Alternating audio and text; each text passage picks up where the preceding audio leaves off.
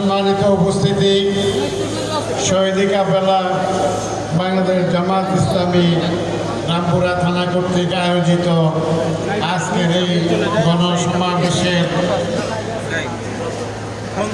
উপস্থিত অতিথিবৃন্দ, আমার প্রিয় রামপুরা থানা 22 নং ওয়ার্ড এবং 30 নং ওয়ার্ডের আমাদের কর্মী, রোকন, সুদী, শুভাকাঙ্ক্ষী এবং সাধারণ জনগণ ভাইয়েরা, আসসালামু আলাইকুম রহমতুল্লাহি ওয়া বারাকাতুহু।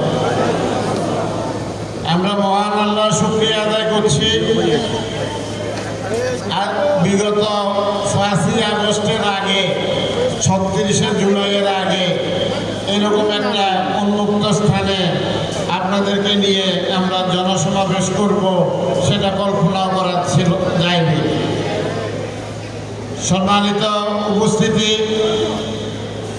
আমাদের এই রামপুরা, আপনারা যারা মাঠে ময়দানে ছিলেন, মিছিল মিটিংয়ে ছিলেন, স্বৈরাচারী হাসিনা সরকারের বিরুদ্ধে 16-17 বছর আন্দোলনে সক্রিয় ভূমিকা পালন করেছেন।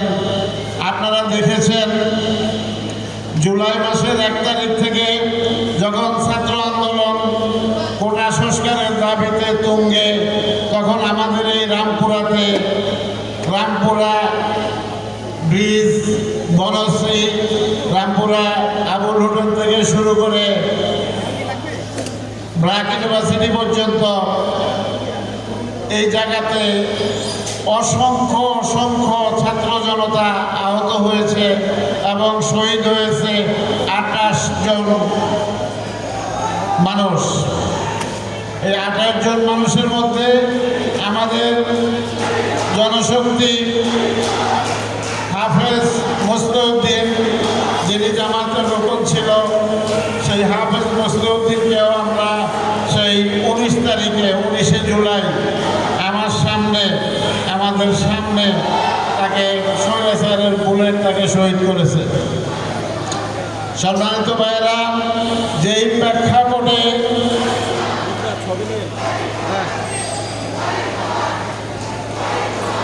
আমরা ভাইদেরকে একটু বসার জায়গা করে দিই, আর বাকি ভাইয়েরা বারান্দার মধ্যে দাঁড়িয়ে যান। সম্মানিত উপস্থিতি, ইতিমধ্যে আমাদের সমাবেশ স্থল কানায় কানায় পরিপূর্ণ হয়ে গেছে। এখনো যে সকল মিছিল আসতেছে, আপনারা বারান্দায় দুই পাশে সারিবদ্ধভাবে দাঁড়িয়ে যান। ইনশাআল্লাহ আজকের আমাদের এই সমাবেশ জনসমুদ্রে পরিণত হবে।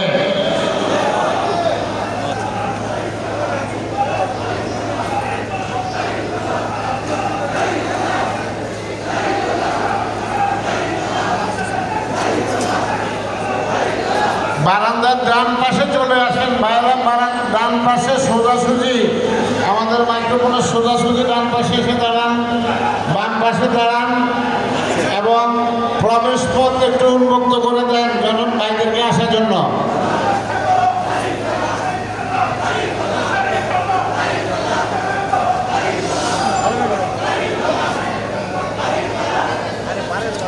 যে সম্মানিত ভাইরা, আমরা মিছিলে আরো আমাদের রামপুরাতে যে পরিমাণ ফ্যাসিস্ট সরকার গুলি চালিয়েছে, যেভাবে আহত করেছে, পঙ্গু করেছে, শহীদ করেছে, ঢাকার অন্যান্য জায়গার মতো রামপুরা একটা গুরুত্বপূর্ণ জায়গা এই স্বৈরাচারী বিরোধী আন্দোলনের ক্ষেত্রে। এই রামপুরাতে শহীদ কাফেলা বাংলাদেশ জামাত ইসলামী আগামী নির্বাচনে অংশ নেওয়ার জন্য ঢাকা 11 আসনে আমাদের এখানে নমিনি নির্ধারণ করেছেন। আমাদের এখানে শহীদ কাফেলা বাংলাদেশ ইসলামী ছাত্র শিবিরের সাবেক কেন্দ্রীয় সভাপতি, বিশিষ্ট আইনজীবী, বাংলাদেশ শ্রমিক কল্যাণ ফেডারেশনের সেক্রেটারি জেনারেল অ্যাডভোকেট মাওলানা আতিকুর রহমান ভাইকে আমাদের এখানে দাঁড়িপাল্লার নমিনি করেছেন। সম্মানিত উপস্থিতি, এই বিষয়টি আপনাদের সাথে এই জন্য শেয়ার করছি, আমরা যারা আগামী ফেব্রুয়ারি থেকে জাতীয় নির্বাচন হওয়ার সম্ভাবনা আছে, আমরা এই ঢাকা 11 আসন থেকে ন্যায় এবং ইনসাফের প্রতীক দাঁড়িপাল্লাকে বিজয়ী করতে চাই। দাঁড়িপাল্লা বিজয়ী করতে গেলে আজকের আমাদের এই গণসমাবেশে যেসব ভাই উপস্থিত হয়েছেন, আমাদের এই গণসমাবেশ ইতিমধ্যে গণসমুদ্রে পরিণত হয়েছে, আরো ভাইরা আসতেছেন। আমরা যদি মাঠে ময়দানে ভূমিকা পালন করি তাহলেই আমাদের পক্ষে সম্ভব দাঁড়িপাল্লাকে ঢাকা 11 আসনে বিজয়ী করা। আমাদের সবাইকে কেন্দ্র পাহারা দিতে হবে। প্রতিটি মহল্লায়, প্রতিটি ঘরে ঘরে, বিল্ডিংয়ে গিয়ে দাঁড়িপাল্লার পক্ষে, ন্যায়ের পক্ষে, ইনসাফের পক্ষে ভাই বোনদের কাছে ভোট চাইতে হবে। সম্মানিত উপস্থিতি, আপনারা গতকালকে পত্রিকায় দেখেছেন বাংলাদেশের একটা দল যারা তাদেরকে বড় দল বলে অহংকার করে এবং প্রচার করে। কিছু মিডিয়া আছে, কিছু টক শো দালাল আছে, তারা তাদেরকে বড় করে দেখায়। আর সেই বড় দল যারা 2001 সালের নির্বাচনে ইসলামী ব্যাংক, ইবনে সিনা এই সকল প্রতিষ্ঠানের স্টাফদেরকে নিয়ে নির্বাচনী প্রিসাইডিং অফিসার, পুলিং অফিসার এই সকল দায়িত্ব পালন করিয়েছিল। আর গতকালকে তারা বলতেছে নির্বাচন কমিশনের কাছে সাক্ষাৎ করে দাবি জানাচ্ছে ইসলামী ব্যাংক, ইবনে সিনার কর্মকর্তা কর্মচারীদেরকে নির্বাচনের কাজে ব্যবহার করা যাবে না। এটা ছিল তাদের দাবি। এটার কারণ আমরা বুঝেছি, এই সকল কর্মকর্তারা সব নীতিবান এবং এদেরকে ঘুষ দেওয়া যাবে না, এদের সামনে কেন্দ্র দখল করা যাবে না, ভোটারদেরকে ভয়ভীতি দেখানো যাবে না। সেই কারণে তারা এদেরকে চাচ্ছে না। তারা এরকম অসৎ দুর্নীতিবাজ, যাদেরকে কেনাবেচা করা যায়, যারা পক্ষপাতিত্ব করে, এইরকম কোমর ভাঙা, মাজা ভাঙা লোকজন নিয়ে যেন তেন একটা নির্বাচন করে তারা ক্ষমতায় যেতে চায়। বাংলাদেশের জনগণ তা হতে দেবে না, দেবে না, দেবে না। তারা আমাদের বাংলাদেশের প্রত্যন্ত অঞ্চলে আমাদের পার্টনারশিপ মা বোনদের উপর তারা হামলা করতেছে।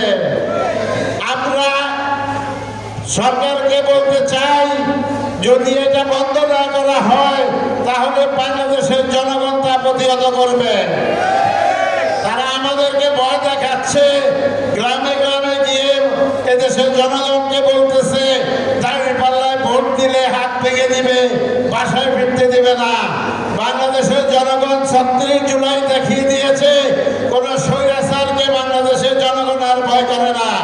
তারা কোমর সোজা করে, বুক উঁচু করে অন্যায়ের প্রতিবাদ করা শিখেছে।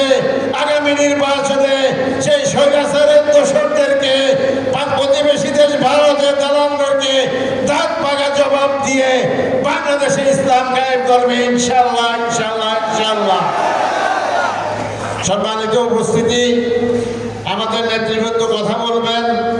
আপনারা ইতিমধ্যে জেনেছেন আমাদের আজকের এই জনসভার প্রধান অতিথি বাংলাদেশের একজন বিশিষ্ট আলেমে দ্বীন, আমাদের কেন্দ্রীয় অ্যাসিস্ট্যান্ট সেক্রেটারি জেনারেল মাওলানা এটিএম মাসুম ভাই।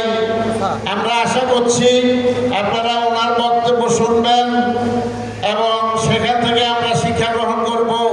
উনি আসরের নামাজের পরে বক্তব্য দিবেন, আমরা নামাজের বিরতি দিব এবং ওনার বক্তব্যের মাধ্যমে আমাদের জনসভা শেষ হবে ইনশাআল্লাহ। আপনারা রামপুরাবাসী শৃঙ্খলা এখানে দেখিয়ে দিবেন এবং আমরা শেষ পর্যন্ত সুশৃঙ্খল থেকে আমাদের আজকের এই জনসভা সমাপ্ত করব। এই আশাবাদ ব্যক্ত করে আমি আজকের আমাদের এই জনসভার কার্যক্রম উদ্বোধন ঘোষণা করছি। ওয়া মা তাওফিক ইল্লা বিল্লাহ। আসসালামু আলাইকুম ওয়া রাহমাতুল্লাহ।